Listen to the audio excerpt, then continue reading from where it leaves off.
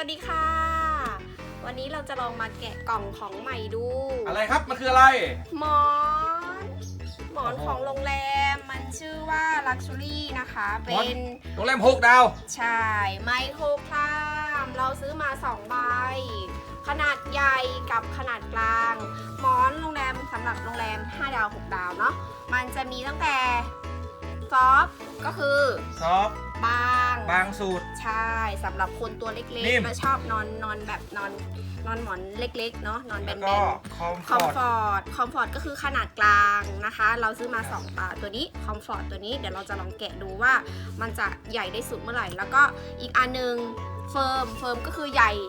หนานุ่มเพิ่มไปเลยสำหรับคนตัวใหญ่เนาะสำหรับผู้ชายใช่หรือว่าคนตัวใหญ่ๆใช่เพราะว่าเวลานอนตะแคงเนี่ยทางแบรนด์เขาเคลมมาว่าสำหรับคนที่ตัวใหญ่ๆนะถ้าเป็นรุ่นนี้เวลานอนตะแคงเนาะถ้าเป็นหมอนทั่วไปเนี่ยมันเวลาเรานอนแล้วเนี่ยมันไม่ยุบไปตามเราแล้วเราจะทำให้เราปวดไหล่ปวดหลังแต่ถ้าถึงจะเป็นหมอนยางพาราก็จริงแต่ว่ามันก็จะแค่โครงรูปไหนแบบนั้นใช่แต่ถ้าตัวนี้มันจะยุบไปตามหัวเราสรีระและท่านอนของเราใช่แล้วเวลาเรานอนเนี่ยเขาบอกว่าเวลาตื่นขึ้นมาเนี่ยให้ตบหมอนเพื่อหมอนที่จะคงคืนรูปเพราะว่าข้างในมันจะเป็นไฟเบอร์ที่ไม่ผ่านการใช้งานมาเลยเนาะแล้วเวลาเราตบเนี่ยจะทำให้หมอนนุ่มฟูแล้วเราจะลองดูว่ามาแกะดูเนาะว่ามันจะนุ่มฟูได้ขนาดไหนไม่หมอนนะทำไมมันแบนก็ลองโชว์ความแบนมาดิอ๋อนึกว่ากระเป๋านักเรียนมันแบนๆอ่ะลองแกะดูแล้วก็ต้องใช้การตบการทุบนะครับมันถึงจะฟูฟ่องร่องรอยแล้วก็จะอ้วนขึ้นมาเป็นหมอนที่เราหนุนนะครับนี่ข้างในอันนี้คือแบบไหนครับแบบกลางอันนี้แบบกลางใช่แบบกลางคอมฟอร์ตทำไมเดี๋ยวแม่ออกมาก็จะเป็นนี้ตบเอาช่วยกันตบตบให้มันฟูฟ่องขึ้นมาครับมันจะเป็นลักษณะของอะไรนะไมโครครามมันจะเป็นไฟเบอร์คล้ายๆไฟเบอร์เส้นใยสังเคราะห์นั่นแหละตัดโดนหมอนอ่ะใช่ก็จะฟูขึ้นมาเขาบอกว่ายิ่งตบยิ่งฟูใช่ไหมตบเยอะๆเสียช่วยแม่ทุบนั่นแหละทุบเนี่ยทุบถ้ายิ่งตบเลยยิ่งฟูอยากฟองข้างในนี่เซตบ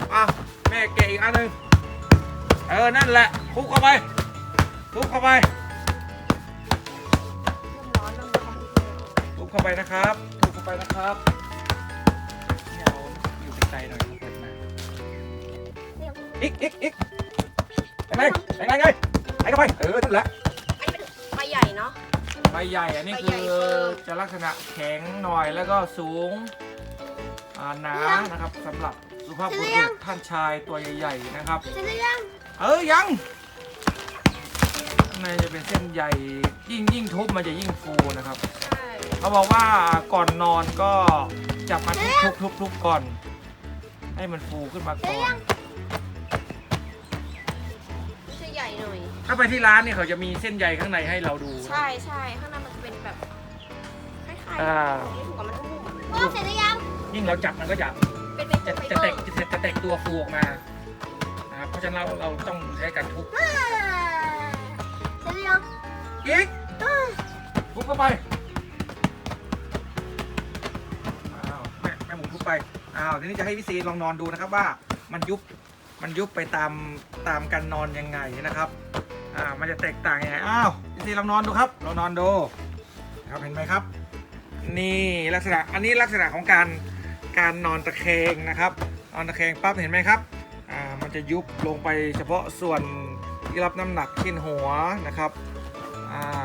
ลองนอนหงายสิครับนอนหงายเห็นไหมครับมันก็จะไปยุบตรงส่วนหัวนะครับส่วนนี้มันก็จะมียุบนะครับตามแรงแล้วมันจะเข้ากับรูปหัวสรีระของศีรษะของเราลองนอนตะแคงสิครับตะแคงอีกรอบนึงหันหน้ามาทางนี้ก็ได้ครับลองหันหน้าไปทางแม่สิครับนี่เห็นไหมครับลักษณะนี้นะครับลองมือจับดูอย่างนี้นะครับจับนี้เห็นไหมครับมันก็จะยุบ ยุบตามน้ำหนักของศีรษะนะครับของเรา มันจะแตกต่างกับหมอนของที่มันเป็นยางพาราหรือหมอนอย่างอื่นเนาะอันนั้นมันก็จะแข็งเป็น ตามหมอนเลยอ่ะมันไม่ไปตามตัวเราอะ มันไม่เข้ากับศีรษะไหล่คอ ใช่ และศีรษะของเรา แต่อันเนี้ยครับมันจะซัพพอร์ต อันนี้ใหญ่มาก อันนั้นทุบแล้วเหรอ ทุบแล้ว โอ้ยพอง อันนี้คือจับยัดเข้าถุงไม่ได้แล้วเนาะ ใช่ แต่ถ้าแบบนี้นี่จับยัดถุงไม่ได้แล้วเพราะว่ามันพองละต้องโชว์หมุนโชว์แล้วหมุนโอ้โหแล้วนี่เรามานอนข้างกันนี้ พี่เซลองเปลี่ยนอันนี้นอน ไม่นอนนี่ไม่นอน เดี๋ยวให้พี่เซนอนอันนี้ดูว่า มันจะเป็นยังไงนี่เห็นไหมครับ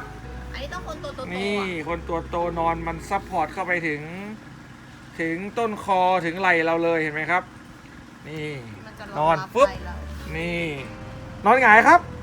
ในแบบนอนหงายครับลองนอนหงายดูครับ นี่เห็นไหมครับ มันก็จะยุบบุ๋มเข้าไปกับศีรษะของเราลองหันหน้ามาทางแม่สิครับนี่เห็นไหมครับ มันก็จะยุบส่วนไหนส่วนนั้น นี่คือหมอน Luxury โรงแรม 6 ดาว ใครที่มีปัญหาเกี่ยวกับการนอน เจ็บหลังเจ็บไหล่เจ็บคอตกหมอนสะบักจมอะไรเป็นประเภทนี้ลองมาดูกันครับ แล้วก็เดี๋ยวจะรายงานทีหลังว่าผลของการหนุนหมอนแบบนี้จะทำให้อาการเจ็บคอเจ็บแหล่เจ็บหลังเจ็บไหล่มันลดลงไหมเพราะว่ามันเป็นปัญหาสำหรับเราเหลือเกินจบการรายงานแค่นี้นะครับ สวัสดีครับสวัสดีครับบ๊ายบาย